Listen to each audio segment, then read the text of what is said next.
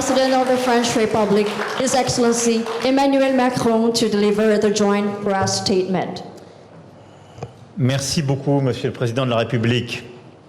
Cher Prabowo Subianto, Mesdames, Messieurs les ministres, Messieurs les ambassadeurs, Mesdames, Messieurs, en vos grades et qualités, je tiens d'abord à vous remercier, Monsieur le Président, ainsi que le peuple indonésien pour votre accueil, ici même à Jakarta, dans cette magnifique visite d'État qui a commencé ce matin, et nous aurons l'occasion de nous rendre demain ensemble dans la province de Java, vous l'avez dit, la province de Java Centre, pour partager un repas avec les cadets de l'Académie militaire, un de vos grands projets, et je suis fier de pouvoir voir cette réalisation, et aussi les cadets qui ont appris le français, et rendre hommage aussi à l'exceptionnel patrimoine culturel indonésien à Borobudur.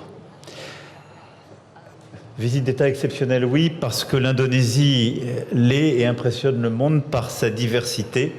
Et comment ne pas l'être dans un pays archipel qui a réussi à unir dans une même communauté de destin plus de 17 000 îles. Et dans le monde que nous partageons, qui est en effet marqué par l'instabilité, les menaces, les appels au repli sur soi, l'identité indonésienne attachée à la tolérance et à l'ouverture aux autres cultures ne peut qu'être inspirante. C'est sans doute pour cette raison que nous partageons la même approche des grandes crises internationales, et Monsieur le Président y est revenu à l'instant. D'abord et avant tout, je dois dire que nous partageons une même volonté d'indépendance, d'autonomie, nous y reviendrons, et elle irrigue beaucoup de notre relation bilatérale. Mais nous partageons aussi la même vision du droit international. Une vision qui ne souffre pas de double standard. Et c'est pourquoi nous défendons l'un et l'autre une paix durable et robuste en Ukraine, en commençant par un cessez-le-feu immédiat.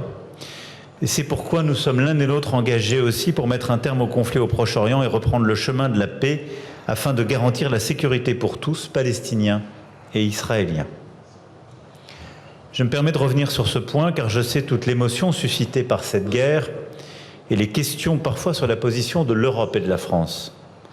Et je veux le dire ici, la France ne connaît pas le double standard. C'est pourquoi nous avons condamné les attaques terroristes conduites par le Hamas le 7 octobre 2023, reconnu le droit d'Israël à se défendre, mais nous avons aussi, dès le mois d'octobre 2023, demandé un cessez-le-feu, organisé dès novembre 2023 la première conférence humanitaire pour Gaza, et sans relâche œuvré pour que la paix puisse revenir, l'aide humanitaire s'installer.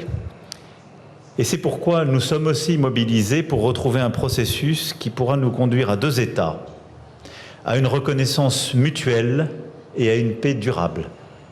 Et c'est exactement la position que vous venez de tenir, Monsieur le Président. Celle qui consiste à dire qu'aujourd'hui, seule la solution politique permettra de retrouver la paix et la construire dans la durée. Nous organiserons prochainement avec l'Arabie Saoudite une conférence sur Gaza, New York, pour donner un nouvel élan à la reconnaissance d'un État palestinien et à la reconnaissance de l'État d'Israël et son droit à vivre en paix, en sécurité dans cette région. Et je veux remercier le président Prabowo pour les mots extrêmement clairs qu'il vient d'avoir, son engagement et la disponibilité qu'il vient de témoigner. Merci beaucoup. Au-delà évidemment de ces deux conflits, c'est aussi la même vision que nous portons, et vous l'avez rappelé, pour la stabilité du monde, la défense de nos biens communs, et en particulier les océans. La France aura, vous le savez, dans quelques semaines à organiser à Nice la conférence des Nations Unies sur les océans. Main dans la main, nous agissons aussi pour bâtir un partenariat de souveraineté, je le disais. Nous n'oublions pas que l'Indonésie est un pays qui s'est battu pour son indépendance, qui a aussi, dès 1945, ouvert une voie et 10 ans plus tard, établi une doctrine et en quelque sorte porté une vision singulière du multilatéralisme, peut-être avant l'heure. Ce combat se poursuit aujourd'hui en construisant ensemble des projets dans tous les secteurs pour renforcer cette autonomie stratégique. Et au fond, je dirais que ce qui nous unit, c'est que nous ne voulons la guerre avec personne, mais nous ne voulons dépendre de personne. Et c'est pourquoi nous croyons dans le partenariat renforcé entre l'Indonésie et la France, mais aussi entre l'ASEAN et l'Europe. Pour servir cette vision, ce partenariat de souveraineté, ces équilibres, nous avons consolidé ces dernières années dans la défense et la sécurité un lien inédit. Et je suis heureux que la lettre d'intention signée aujourd'hui puisse ouvrir une nouvelle perspective avec des commandes nouvelles de Rafale, de Skorpen, de frégates légères, avec aussi des exercices conjoints consolidés. Vous avez rappelé l'importance des exercices récents, des formations conjointes et là aussi une intimité plus forte entre nos armées avec ces échanges d'informations dont nous avons décidé le principe à l'instant. Cette indépendance, cette politique de souveraineté nécessite aussi de renforcer la résilience des chaînes de valeur avec des projets dans de nombreux domaines qui ont été signés aujourd'hui, le secteur des métaux critiques, le développement de capacités énergétiques décarbonées, mais aussi des projets en matière satellitaire, en matière d'agroalimentaire. Vous le savez, la France est aussi un partenaire important de la transition énergétique de votre pays. Nous avons déjà déployé 450 millions d'euros en prêts sur notre engagement de 500 millions d'euros en appuyant la connectivité électrique dans l'ASEAN. Et je suis heureux que nous ayons pu conclure aujourd'hui dans l'énergie ou dans l'hydrogène, dans l'énergie solaire, et dans l'hydrogène des projets importants. Et nous souhaitons aussi continuer en matière de transport pour avancer dans la décarbonation de votre économie.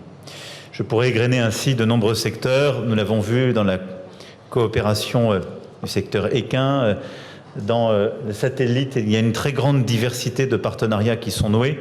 Et je voudrais insister aussi sur le caractère exceptionnel des partenariats culturels que nous avons conclus aujourd'hui et que nous parachèverons demain, en matière de littérature, en matière de coopération scientifique et muséale, en matière de musique et de cinéma.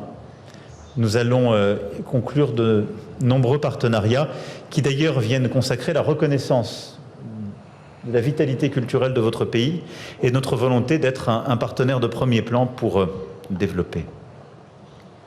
Je souhaite aussi que tout ça puisse se traduire par des investissements d'entreprises indonésiennes en France. Nous avons pu en accueillir lors de Choose France et j'aurai l'occasion dans un instant d'échanger avec des investisseurs indonésiens pour avancer dans cette direction.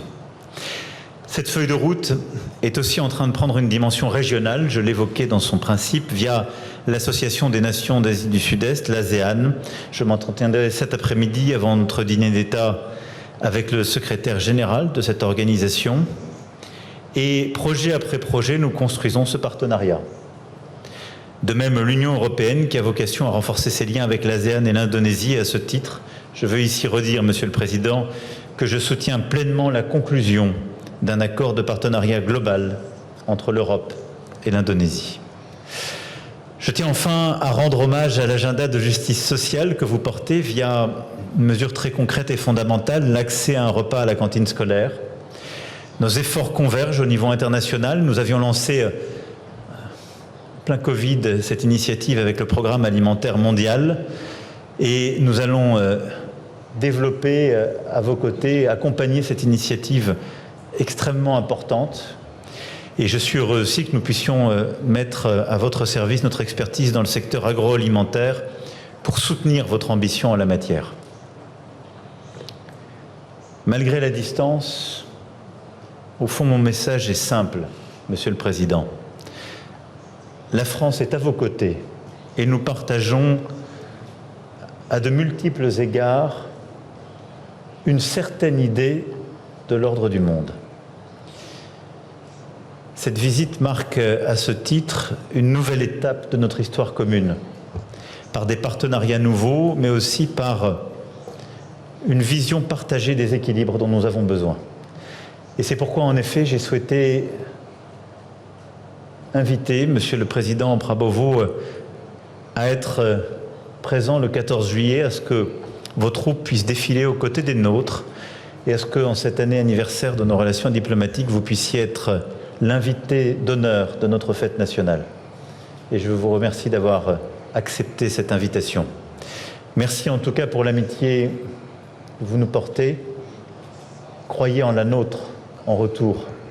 Et c'est ce chemin de confiance qui, je l'espère, nous permettra de bâtir entre nos deux pays, entre nos deux régions, encore davantage de coopération et un chemin possible d'équilibre dans ce monde si incertain. Merci, Monsieur le Président.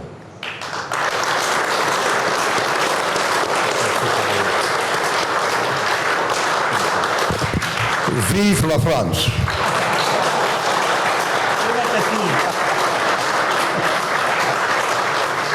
The joint press statement has concluded. We extend our highest appreciation for the presence and commitment of His Excellencies, the President of the Republic of Indonesia and the French Republic in strengthening the strong and enduring bilateral relations. Jelajahi cara baru mendapatkan informasi. Download Metro TV Extend sekarang.